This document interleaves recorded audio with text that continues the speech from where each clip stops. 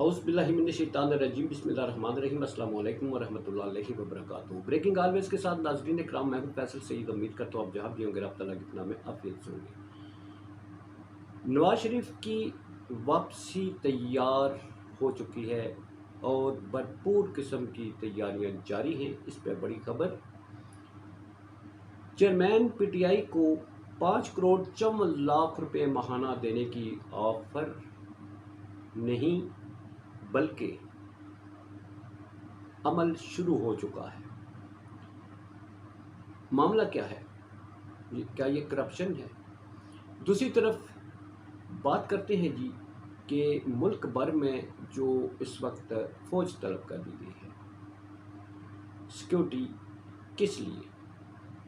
नाज़रीन, बात करते हैं साइफर के हवाले से। जो तेज़ी से इस वक्त हालात बदलते जाते हैं, आर्टिकल 6 लगाने की बातें हो रही हैं चेयरमैन पीटीआई पर, और ये हुकूमत में बैठे हुए लोग और खौफनाक किस्म की शक्लों के साथ खूनख्वारी जो है इस वक्त लगता है आंखों में खून उतरा हुआ है।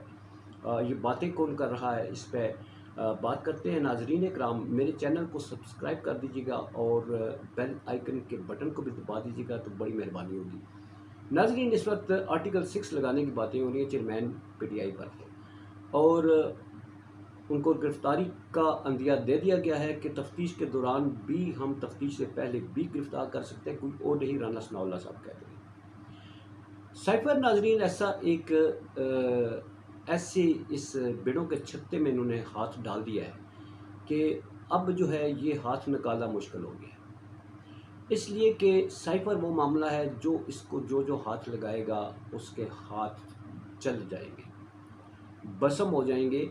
ये किस तरह से उल्टा पड़ने जा रहा है, इसमें हुकूमत को अब क्या करना पड़ेगा? हुकूमत को अब बनवानी पड़ेगी GIT, अब तफ्तीश करवानी पड़ेगी, क्योंकि चेयरमैन पीटीआई ने कहा था कि आप बनाए, GIT नहीं बनाएगी। अब ये जो दफ़ा 164 है ना, ये उल्टा पड़ने वाला है, अब GIT बनानी तो पड़ेगी। तो नाजरीन, इस वक्त जो आर्टिकल 6 की बातें की जा रही हैं वो बड़े खूनख्वार लगता है, आंखों में खून उतरा हुआ है, दरिंदा, और जैसे ड्रैकुला नहीं होते उस तरह से दांत निकाल के बैठे हुए हैं कि किसी तरह अब हम इसका कैसे शिकंजे में लें। आर्टिकल 6 की बातें कौन कर रहा है? आप उनको देख कर ही तो हैबत सी तारी हो जाती है कि बंदा जो है ना, पता नहीं 1000 कत्ल करके आया हुआ है। वो हमदुल्ला साहब मौलाना जो हैं वो बात कर रहे हैं और वो कहते हैं कि आर्टिकल 6 लगाना चाहिए। ये तो बहुत बड़ी वो बात है। मौलाना फजलुर रहमान साहब क्या फरमा रहे हैं कि ये यहूदी एजेंट है, ये इसराइल से गठजोड़ है जैसे कि हुकूमत कह रही है। मगर मौलाना फजलुर रहमान साहब का वो एक जो खिताब है वो ज़रूर चलाना चाहिए, जो मुख्तदर हलकों के बारे में यही इल्ज़ाम लगा रहे हैं। और जहाँ तक कहा है कि वहाँ के तनख्वाहदारों, अगर वो वीडियो निकाल कर इन पर आर्टिकल 6 ना लगाया जाए तो ये बहुत बड़ी ज़्यादती होगी। इसलिए कि आर्टिकल 6 लगाने का बहुत शौक है, तो इसमें सारे फंसते हैं, जितने बैठे हुए सब के लिए फंदे ऐसे तैयार हों कि सारे लटका दिए जाए। आर्टिकल 6 कोई मामूली बात नहीं है कोई जो बात करते हैं। तो नाजरीन, इस पर ले दे हो रही है बड़ी, और नवाज शरीफ साहब की वापसी भी तैयार है। इसलिए ये माहौल गर्म किया जा रहा है कि वापसी, और दूसरी फ़ौज तलब कर ली गई है। फ़ौज क्यों तलब की गई है? मुहर्रम अल हराम के नतीजे में। मगर नाजरीन, फ़ौज को तलब करने का एक और मकसद क्या हो सकता है? कभी आपने इस पर भी गौर किया है? आपको मालूम है कि नवाज शरीफ साहब जो हैं वो दुबई से 24 जुलाई को वापस जा रहे हैं लंदन, और लंदन से वो भरपूर किस्म की जनाब वहाँ तैयारियाँ की जा रही हैं पाकिस्तान आने के लिए।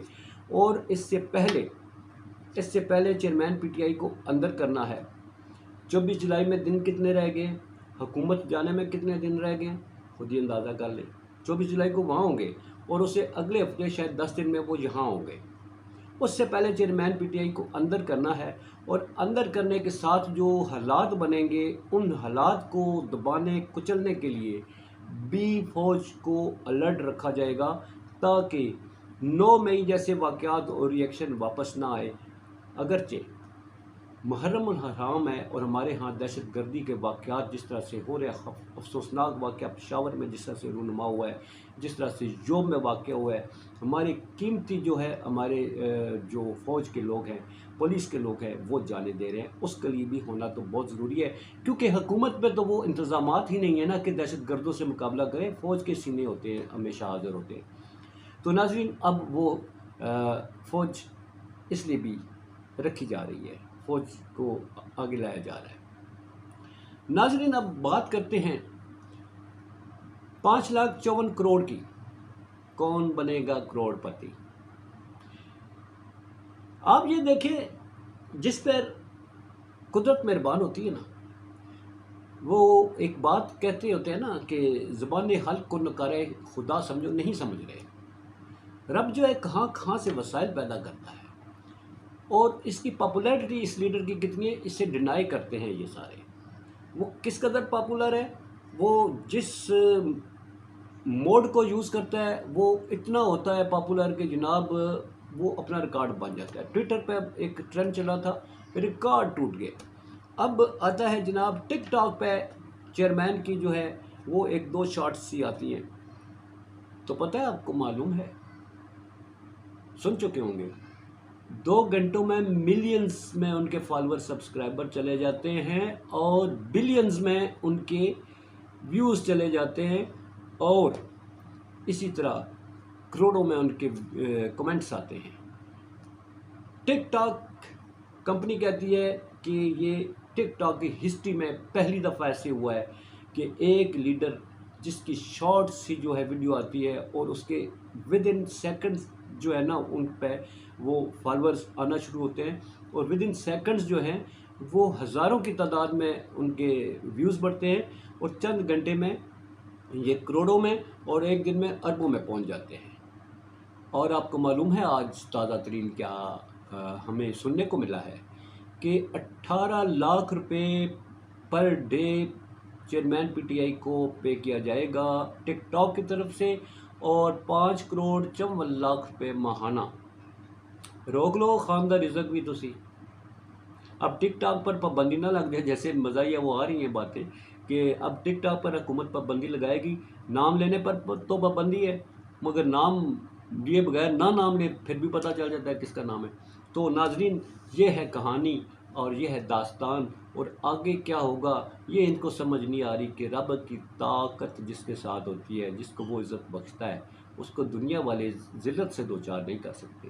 اپنا بہت سارا خیال رکھیے۔ پاکستان زندہ باد، پاک افواج پائندہ باد۔